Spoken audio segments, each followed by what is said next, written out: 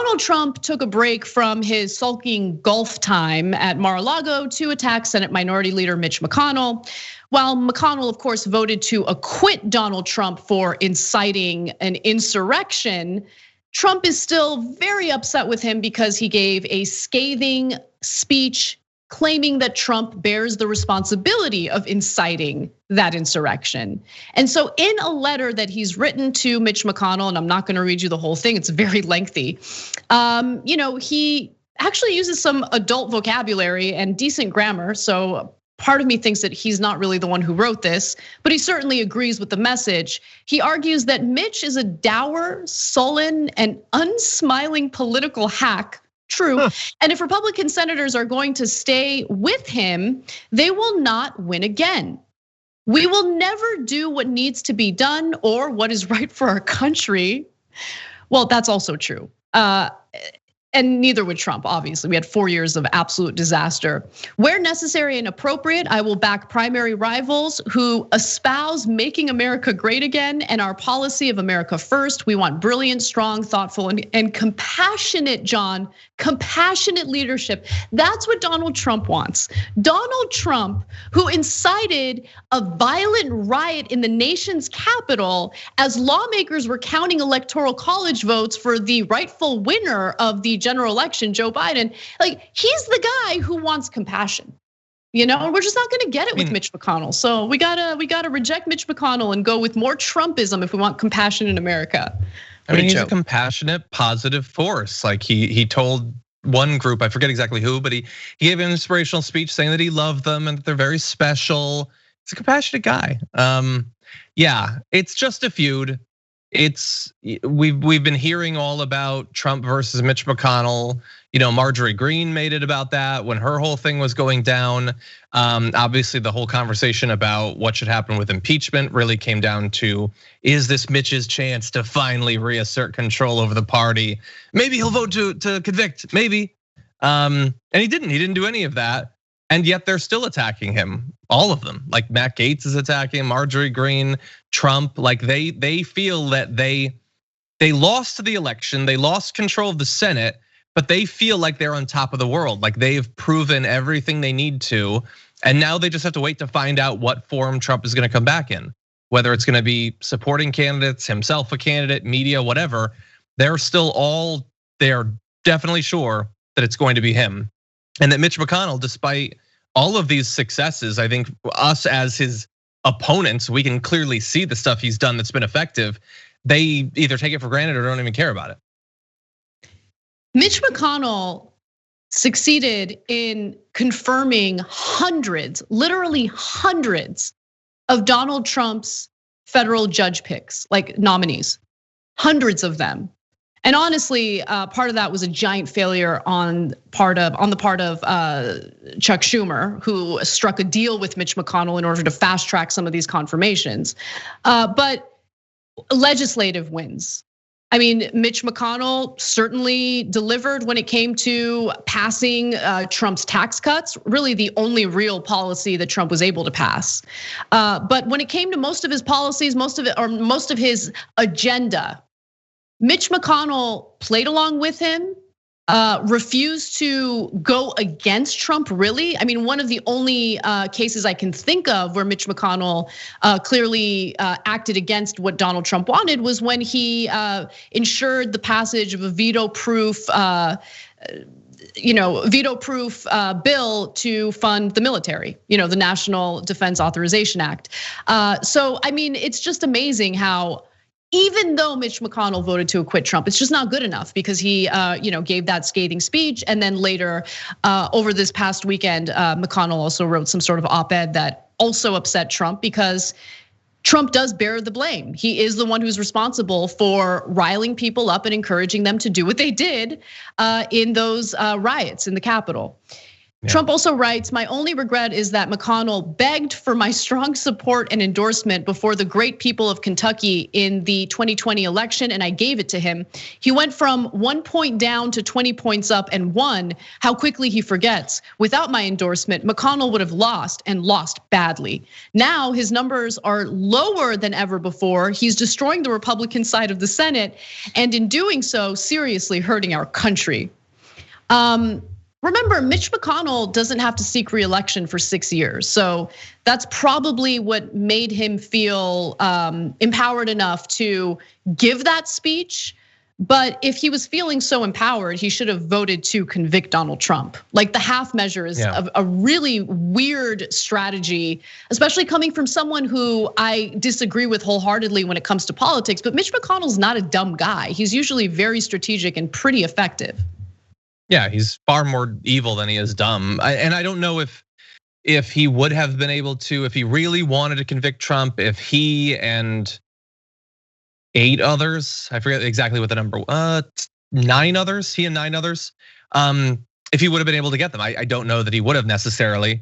But I just like the stuff, the attacks that Trump is making against Mitch McConnell. I get it. You want the party to be aligned behind you rather than him, but like, was Mitch different than he was 2 months ago? I don't think so. I think whatever awful attributes you're attributing to him, he had then.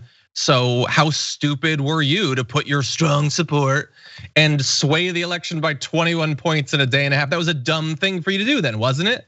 But no, like none of this, it's all whatever he wants it to be. So he simultaneously, you have to believe this, from the point of view of his fans, can come in and give 21 points to Mitch McConnell. And at the same time, even though he was campaigning for Perdue and for Loeffler, they lost, but that has nothing to do with him because Mitch McConnell's such a drag that he can overwhelm the vote in a redder state. Even though Trump was able to overwhelm Mitch McConnell's lack of charisma and dour demeanor in his own home state, none of it makes any sense. Trump had some effect on some of the elections, and they lost the House and they lost the Senate. Yet he comes out of losing he lost the White House, he lost the Senate, he lost the House. And they're all sure, as we'll get to eventually with Lindsey Graham, they're all sure that no, he's still a massive winner. Mitch McConnell, who won re-election, is the loser. Trump, who lost it all aside from the Supreme Court, is the true winner.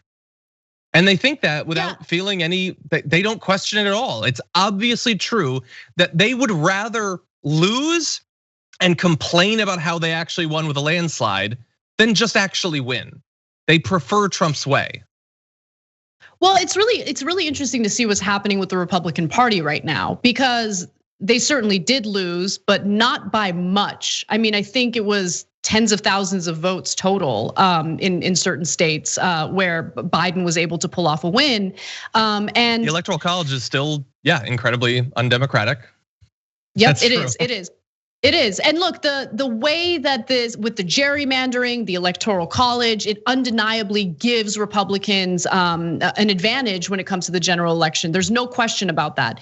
But my point is, what it appears is the Republican Party, meaning the politicians, people like Gates and Lindsey Graham, they're hyper focused on appeasing Republican voters.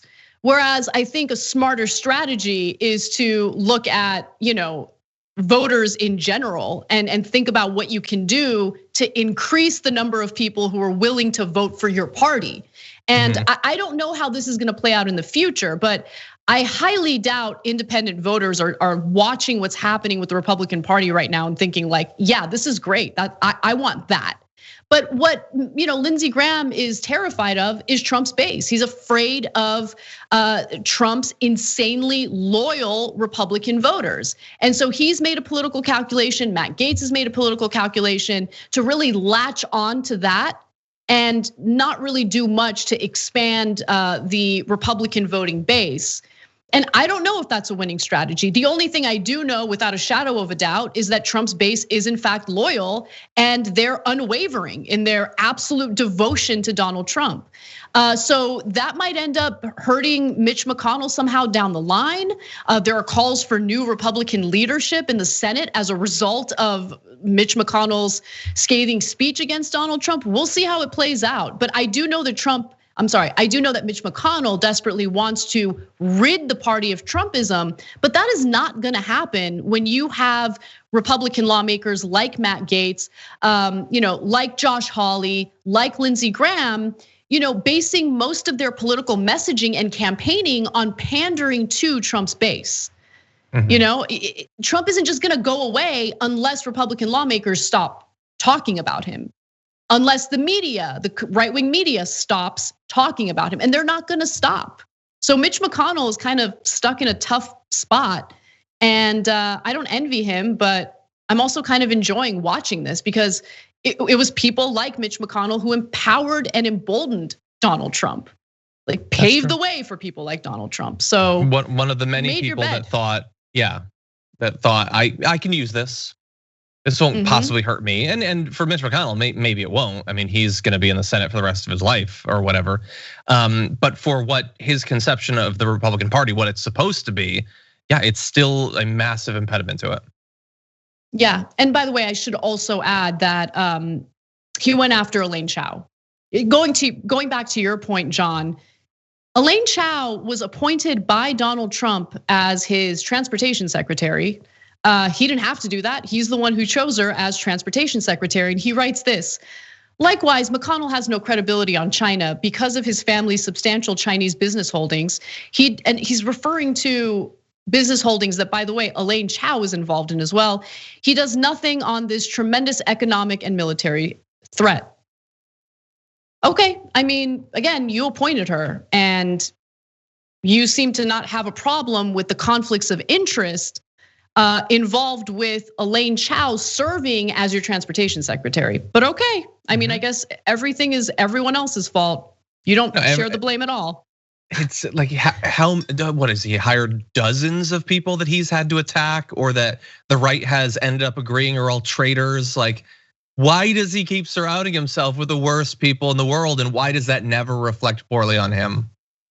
We hire the best people. Thanks for watching the Young Turks. Really appreciate it. Another way to show support is through YouTube memberships.